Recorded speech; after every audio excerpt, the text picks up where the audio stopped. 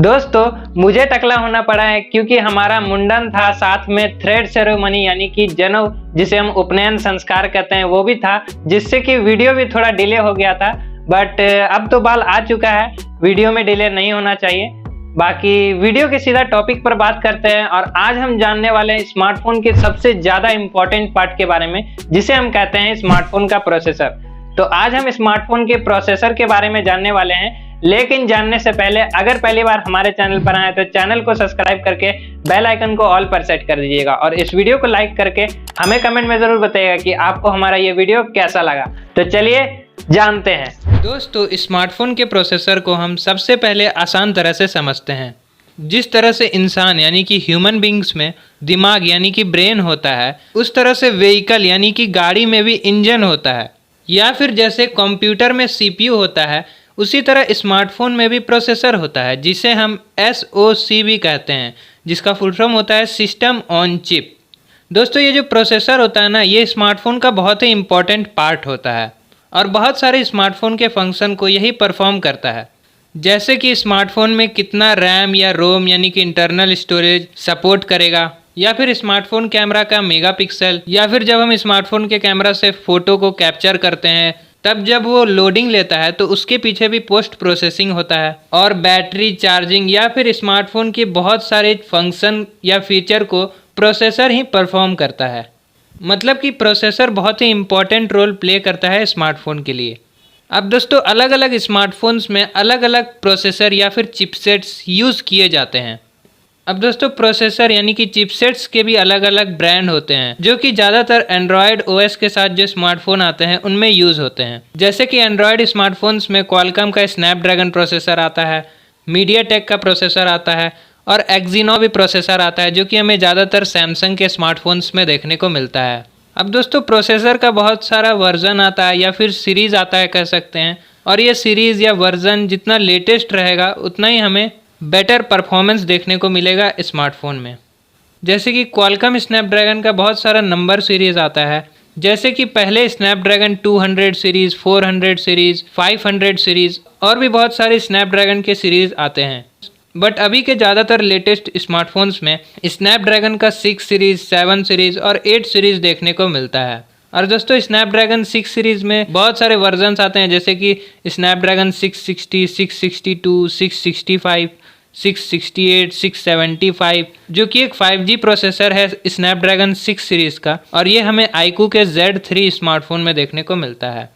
उसी तरह लेटेस्ट में अभी 690, 695 और भी बहुत सारे स्नैपड्रैगन 6 सीरीज़ के प्रोसेसर्स आते हैं। उसी तरह दोस्तों, स्नैपड्रैगन 7 सीरीज़ में स्नैपड्रैगन 710, 720, 720G, 730, 732G, ये सब तो 4G प्रोसेसर हैं, और 750G या फिर उससे आगे 7 सीरीज़ के प्रोसेसर जैसे कि 765G, 768G, स्नैपड्रैगन 778, ये ज़्यादातर 5G प्रोसेसर्स हैं, और भी बहुत सारे स्नैपड्रैगन 7 सीरीज़ के प्रोसेसर्स आते हैं। उसी तरह दोस्तों, स्नैपड्रैगन 8 सीरीज़ ज़्यादातर हमें फ्लैगशिप या फिर वैल्यूएबल स्मार्टफोन में देखने को मिलता है। जैसे कि पहले स्नैपड्रैगन के 8 सीरीज़ में 845, 855, 855 प्लस, इन सब प्रोसेसर में ज़्यादातर 4G कनेक्टिविटी का यूज़ किया गया है। बट अभी 8 सीरीज़ में स्नैपड्रैगन का 865, जो कि एक 5G प्रोसेसर है, वो हमें स्मार्टफोन में देखने को मिलता है। और उसी तरह 865 प्लस भी आता है, 870 भी आता है, जो कि iQOO 7, OnePlus 9 और भी बहुत सारे स्मार्टफोन में दिया गया है। और दोस्तों, स्नैपड्रैगन 8 सीरीज़ का 2021 का सबसे फास्टेस्ट और लेटेस्ट स्नैपड्रैगन 888 माना जाता है। उसी तरह दोस्तों, 2022 में स्नैपड्रैगन 8 Gen 1 भी आने वाला है बहुत सारे स्मार्टफोन्स में। बेसिकली दोस्तों, ये नंबर्स के सीरीज़ जितना ज़्यादा रहेगा या फिर ये नंबर्स के सीरीज़ जितना लेटेस्ट रहेगा, उतना ही हमें बेटर परफॉर्मेंस देखने को मिलेगा स्मार्टफोन में, उतना ही हम हैवी गेम्स या फिर हैवी टास्क आसानी से कर सकते हैं। उसी तरह दोस्तों, मीडियाटेक का भी प्रोसेसर्स आता है, जैसे कि मीडियाटेक के पहले P सीरीज़ प्रोसेसर आते थे, जिसमें कि P60, P70, P95 और भी कुछ प्रोसेसर्स होते थे मीडियाटेक के P सीरीज़ में। और मीडियाटेक का एक गेमिंग सीरीज़ भी आता है, जिसे G सीरीज़ के भी नाम से जानते हैं, जिसमें कि G80, G85, G90T और लेटेस्ट में मीडियाटेक के तरफ से G सीरीज़ में G95, G96 बहुत सारे स्मार्टफोन में देखने को मिलता है। जैसे कि Realme 7, Realme 8, Realme Narzo 30, इन सब में हमें MediaTek का Helio G95 प्रोसेसर देखने को मिलता है। और दोस्तों MediaTek में एक Dimensity सीरीज़ का भी प्रोसेसर आता है जो कि ज़्यादातर 5G बेस्ड होता है, मतलब कि ज़्यादातर प्रोसेसर 5G कनेक्टिविटी के साथ आते हैं। और इसमें भी Dimensity 700, 800, 800U, 810, Dimensity 900 जो कि Oppo Reno 6 में देखने को मिलता है। उसी तरह दोस्तों Dimensity 920, 1000 प्लस और भी बहुत सारे Dimensity सीरीज़ के प्रोसेसर्स हमें स्मार्टफोन में देखने को मिलता है। और दोस्तों MediaTek Dimensity सीरीज़ में लेटेस्ट प्रोसेसर Dimensity 1200 और 1200 Max है।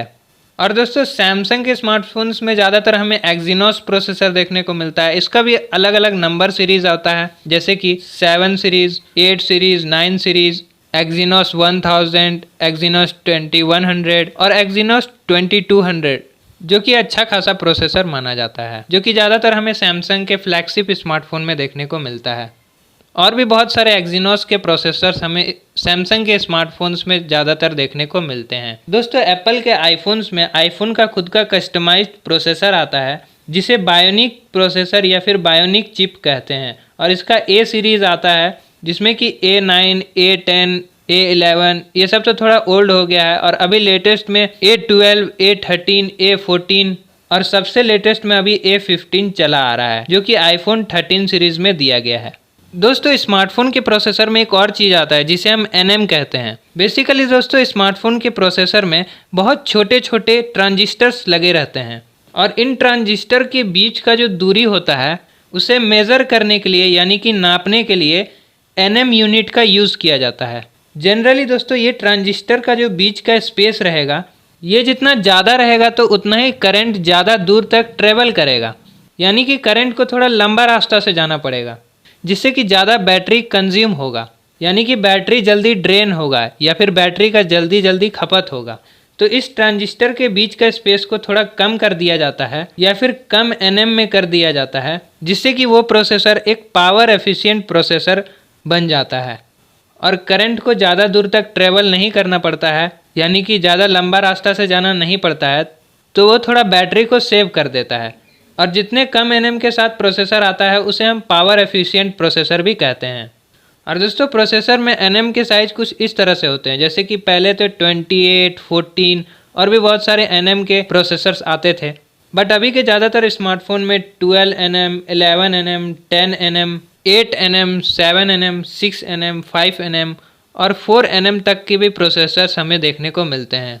जैसे कि स्नैपड्रैगन का 888 प्रोसेसर 5 NM के आर्किटेक्चर पर बेस्ड है, यानी कि 5 NM पर बना हुआ है। और मीडियाटेक का Dimensity 1200 6 NM का प्रोसेसर है। और दोस्तों ज़्यादातर स्नैपड्रैगन के 8 सीरीज़ में 7 NM से कम वाले प्रोसेसर देखने को मिलते हैं। और भी बहुत सारे प्रोसेसर्स बहुत सारे NM के साइज के साथ आते हैं। बेसिकली दोस्तों ये NM का साइज जितना कम रहेगा उतना ही प्रोसेसर पावर एफिशिएंट या फिर पावरफुल माना जाएगा। अब दोस्तों स्मार्टफोन के प्रोसेसर में एक और चीज़ आता है जिसे GPU कहते हैं, जिसका फुल फॉर्म होता है ग्राफिक प्रोसेसिंग यूनिट। दोस्तों ये GPU स्मार्टफोन के प्रोसेसर के बाद आता है, और जनरली स्मार्टफोन में जितना भी ग्राफिक रेंडरिंग का काम होता है, मतलब कि डिस्प्ले पर कलर्स या फिर ग्राफिक्स को बनाना या फिर रेंडर करना, वो GPU से ही होता है। अब दोस्तों अलग अलग स्मार्टफोन प्रोसेसर का अलग अलग GPU भी होता है, जैसे कि क्वालकॉम स्नैपड्रैगन का एड्रेनो GPU होता है, और इसका भी कुछ अलग अलग वर्जन होता है, जैसे कि एड्रेनो 640, 642, 650, 660 जो हमें ज़्यादातर लेटेस्ट स्मार्टफोन्स में देखने को मिलता है। और भी एड्रेनो GPU का बहुत सारा वर्जन आता है। और दोस्तों बेसिकली GPU का जितना ज़्यादा लेटेस्ट वर्जन रहेगा उतना ही हमें बेटर ग्राफिक परफॉर्मेंस देखने को मिलेगा उस प्रोसेसर में, जैसे कि स्नैपड्रैगन 865, 865 प्लस या फिर स्नैपड्रैगन 870, इसमें एड्रेनो 650 GPU का यूज़ किया गया है। और स्नैपड्रैगन 888 में एड्रेनो का वर्जन 660 जो कि अभी लेटेस्ट है वो GPU दिया गया है। और ये GPU के वर्जन अलग अलग प्रोसेसर के साथ आते हैं। जैसा कि लेटेस्ट प्रोसेसर होता है उसी तरह प्रोसेसर में लेटेस्ट GPU होता है। उसी तरह दोस्तों मीडियाटेक के प्रोसेसर में ARM माली GPU दिया जाता है, और इसका भी बहुत सारा वर्जन होता है, जैसे कि माली G52, G57, G72, G75, G76 और भी दोस्तों माली GPU के वर्जन्स आते हैं। उसी तरह दोस्तों एक्सिनोस के प्रोसेसर में पावर VR या फिर एक्सलीप या फिर RDNA GPU दिया जाता है और इसके भी कुछ अलग अलग वर्जन्स आते हैं। दोस्तों स्मार्टफोन के प्रोसेसर में एक और चीज़ आता है जिसे कहते हैं क्लॉक स्पीड। बेसिकली दोस्तों प्रोसेसर में जितना ज़्यादा गीगाहर्ट्ज का प्रोसेसर दिया रहेगा उतना ही हमें स्मार्टफोन में बेटर परफॉर्मेंस देखने को मिलेगा, और जितना ही कम रहेगा उतना ही स्मार्टफोन जल्दी हैंग या फिर लैग कर सकता है। बट ये ज़्यादातर हमें स्मार्टफोन में हैवी यूसेज करने पर ही पता चलता है, जैसे कि गेमिंग या फिर मल्टीटास्किंग। और पहले के स्मार्टफोन में 1.3 गीगाहर्ट्ज, 1.5 गीगाहर्ट्ज, 1.6 गीगाहर्ट्ज तक के प्रोसेसर देखने को मिलते थे।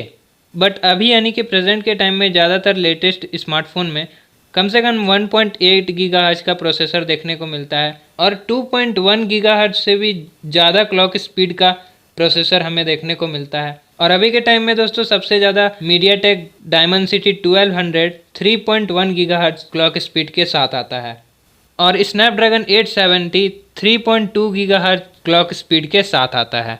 और दोस्तों क्लॉक स्पीड भी दो तरह का आता है, प्राइमरी क्लॉक स्पीड और secondary clock speed. Primary clock speed सबसे मैक्सिमम क्लॉक स्पीड होता है उस प्रोसेसर का, और सेकेंडरी क्लॉक स्पीड ज़्यादातर सबसे कम क्लॉक स्पीड होता है उस प्रोसेसर का। तो ये होता है क्लॉक स्पीड। और ये था दोस्तों स्मार्टफोन प्रोसेसर के बारे में एक डिटेल वीडियो। आई होप दोस्तों आपको इस वीडियो से कुछ सीखने या जानने को मिला होगा। और अगर दोस्तों आपको इस वीडियो से रिलेटेड कोई भी क्वेश्चंस या फिर क्वेरीज हैं तो आप उसे कमेंट सेक्शन में जरूर पूछिएगा, हम उसका आंसर देने का जरूर पूरा कोशिश करेंगे। तो यही था दोस्तों आज की इस वीडियो में, मिलते हैं अगली वीडियो में, तब तक के लिए take care, love you all and keep entertaining.